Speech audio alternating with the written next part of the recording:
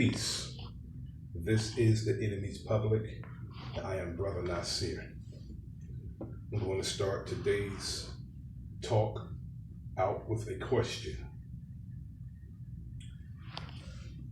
A few questions, as a matter of fact. First question is, why was Laquan McDonald murdered? Why was Philando Castile murdered? Why was Trayvon Martin murdered? Why was George Floyd, Kareem Gaines, Sandra Bland, why was these brothers and sisters murdered? They were murdered because there were some racist white folks or racist police officers out there that seen black men and women out there and their predatory behavior and privilege as police officers, or their presumed power or authority that they think they have over black people, caused them to harm and ultimately murder these brothers and sisters. Where I'm going at with this discussion, why do our people have to deal with the semantics when it comes to who we are? I get into discussions all the time with brothers about who we are. And I actually think that we should stop arguing about who we are, because there's a group of people who see us as one people, and we need to start seeing ourselves as one people. That's the problem I have with that discussion. We have people who say they're anything besides black, and then you'll have people outright say that they're not black because of a nationality. The Honorable Marcus Garvey said, "Up, you mighty race, you can accomplish what you will." Not up, you mighty nationality, you can accomplish what you will. We will only accomplish what we will when we decide that we are one people. And we're going to get on code like the rest of the people on this planet. Now, white people can be from New Zealand, Ireland, Italy, France, wherever white people are at. When they see each other, the nationality goes out the window. They see each other as their brother and their sister. But some of us, we're so full of semantics, and we will argue up and down and fight to teeth over something so microscopic as who we are. When we are encountering our enemy, they are seeing us as one people. And not only that, those of us who proclaim that we're other than black, our enemy don't see that. Our enemy don't respect your status correction, your so-called sovereignty in America. And there's no one in this country, I think it's foolish for some of us to be out here calling themselves sovereign when we as a people are not sovereign. You cannot be sovereign as an individual. You cannot be, you will not be. Our unity is the only thing that is going to give us our freedom, our justice, and our sovereignty. Because we have to take in consideration how this land was established. And this land is ran by thieves, governed by crooks, and established with every crime that they will lock you up for today. You name the heinous, egregious crime, the nefarious crime here in the wilderness of North America, this land has committed those crimes to establish this land. So, when we talk about we're other than black, I think it's foolish. Because we have to get on code and stay on code. We can't walk around talking about we are different people. Now, I can get with the FBA, Foundational Black American. I can get with that narrative because we are founders of this land. Okay? This land belongs to us just as it does everyone else. And I definitely can get with B1. I add on to B1. I say B only. Because my only concern is my people and the unity of my people and the freedom, justice, and equality and the salvation of my people is very important to me. And if we're not going to get on code and stay on code and be disciplined brothers and sisters, we're not going to survive. It seems to me that our people are waiting in line to be the next victim of our enemy.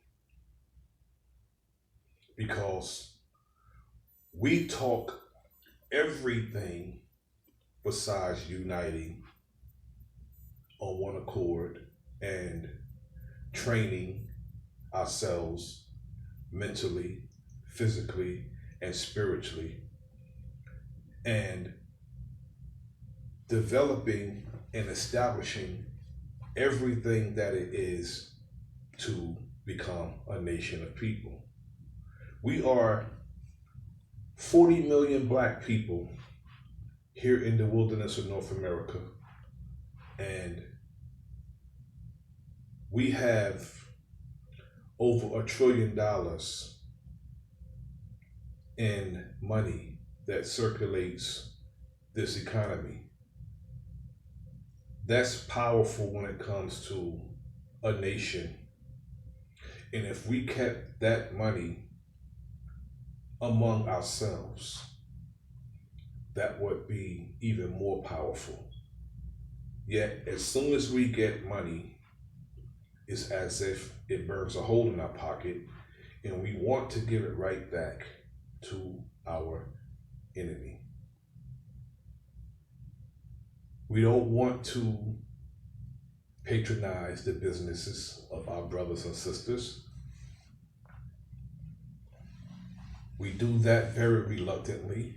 And also, brothers and sisters, if you want somebody to patronize your business, have a good product, and do good business, so our brothers and sisters will have no way out of you when it comes to supporting your business. Yet, if we are going to survive, we have to be one people. That God that we are looking for is us. And we're not going to see that God make his power known until we get it in our minds and get it in our spirit, get it in our actions that we're going to do for ourselves. We're going to contribute to our salvation, and we're going to do something about our condition, because it's our condition. It makes no sense today in 2021 that we could actually see that this nation is crumbling, on its way out, on its last days. Yet some of us want to go down with it. That's the problem I have. If we won't establish our heaven on earth, some of us, if we can't bring our enemy with us, we need to get our children out of these schools, because first off, they're the killing fields. They're teaching them nothing anyway. I think it would be better if we were to either homeschool our children, or we will establish schools of our own, on a elementary, preschool level. And by the time our children do go to high school or public school, middle school, we would have instilled in our children everything that they need to know to interact with other people. How are our children going to survive and know how to deal with other people if we don't teach them how to interact with other people? We teach our children too much inclusive behavior, inclusivity, if that's the word. We must teach our children that they must unite with their alikes when they see their alikes, and stop being so inclusive and thinking that other people's ice is colder. No. All water below 32 degrees freezes. All of it. Not just theirs. And we need to teach our children self-defense, not only on a physical level. Our children should know self-defense when it comes to oratory skills, okay? Learning and knowing how to use their brain. Our children should know how to defend themselves physically. They should know the signs when they see a crazy as hell white student in their schools, to know what to do. Because, white children are shooting up schools, murdering students. White parents are buying their children guns at the age of 15. And these students are shooting up schools, murdering students, and shooting and injuring other people in the schools. So if we don't train our children what to look for, to look in the eyes of these people, and when you notice a child or a person is crazy as hell, you stay clear of that person. You organize, strategize, and deputize. Click up with the brothers and sisters in your school. I'm not saying be no gang. No. train, get what they have to offer in that school as far as education, but at the same time, train physically, mentally, and spiritually, and form a coalition with your brothers and your sisters in your school. When you see your brother across the hall, give him the nod. Look at what he's looking at. Try to see what he sees. That's security. Perhaps you may be looking at the same thing and can go accordingly. We need to teach our children that they are one people. We can't look, this is the last time. We will be, as Dr. Claude Anderson said, who's qualified as an expert? If we don't do something about our condition right now, we will become a permanent underclass. We have to act now. People act like we have time for semantics, like we have all the time in the world. When Tamir Rice is no longer here.